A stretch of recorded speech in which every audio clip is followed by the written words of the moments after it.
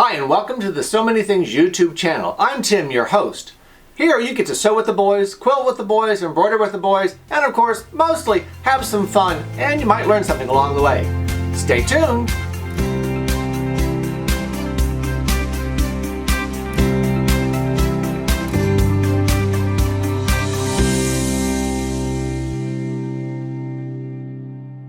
Hi, and welcome to Quilting with the Boys. Today we're going to talk about the 9-patch block. Something simple, easy, and high contrast if you pick the right fabrics.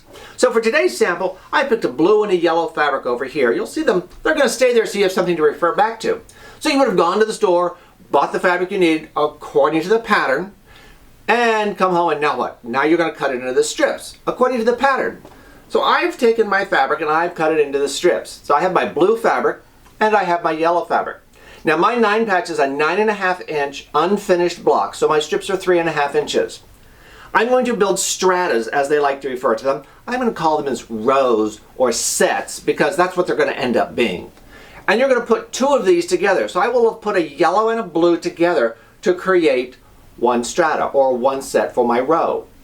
I have to decide how much contrast I want on it. That's on my quilt, not just in the block, because how many combinations I put together are going to create how much intensity I have of that particular color on my quilt. So if I want a lot of yellow, I'm going to use a yellow on either side of the blue. This is going to give me my top row and my bottom row of each block. That means I'm going to have 5 yellow squares on each block. That's going to be a lot of yellow. Well, for me it's a lot. For you it might be fine. But my other one's going to have blue with a yellow center. Now you can alternate these as you want, but the idea is to build the strata and build it in a color balance that's going to be comfortable for you when you're done. So I built my first two and I'm adding to it my third. So once I've sewn these together, I'm going to cross cut them. It's going to give me a row that looks like this with the yellow on the outside and blue on the inside, or it's going to give me a row that looks like this with the blue on the outside and the yellow on the inside. Now is when I get to play and see how I like the combinations as they come together to create my block. So I'm going to lay this on my work table. We're going to switch to a different camera view so you can see. My first camera view is like this, where I actually have a yellow in the center, a yellow on the outsides, and a yellow in the center. So I have 4 yellow blocks in this particular 9-patch square. So I have my 9-patch, I have it laid out. If I like this amount of yellow, then I can make every block like this. But if I don't want this amount of yellow, I want more intensity from my yellow, then I'm going to change the blocks around so that the 5 blocks that you see here, which are blue, will become 5 yellow blocks. That requires me to have a little different gathering of my blocks. So now you'll see that I have a bit more intensity from my yellow because I have 5 yellow squares in my block instead of 4 yellow squares. Now to add interest to your quilt, you might make a combination of this set and a combination of this set, alternating them across the row. In alternating them, you will get yellow, blue, yellow, blue, yellow, blue on every row. But we have some other options to play with when we're creating our 9 block as well, and I'm just going to throw some out here so that you can kind of get a visualization of what it looks like when you put these combinations together. So I would like a little bit more variation.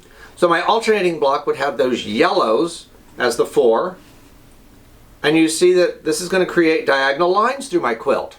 I'm still on that yellow and blue combination, but you know what? I'd like to have blue squares here. So all of my squares like this would be the same. If my quilt calls for 60 squares, I'm going to build 60 squares exactly like this one. That way when the one comes up next to it, it's going to match. So eventually I wouldn't have 2 here, I would have 4 here because I would have 2 on this row and 2 on the next row. So I would have 4 blue ones together. Let's see if I can't give us some kind of mock-up to help us realize what that might look like. So here's the beginning of those 4 blue ones. I'm going to have 2 yellow ones together also because of the combination of setting the rows together. So this is just giving you some ideas of what you can do with the 9-patch. Remember, contrast will add interest to it. If you don't like the yellow, it's too bright, pick something quieter. Some people like to do a punch in the center, so they might do red and white and black throughout the entire square.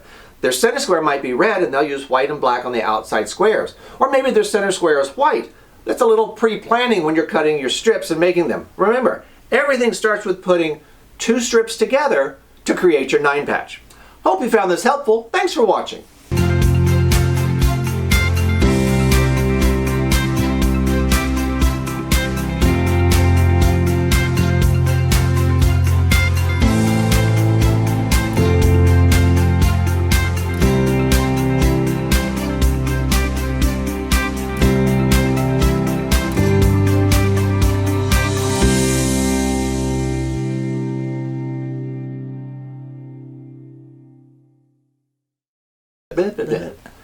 Hello.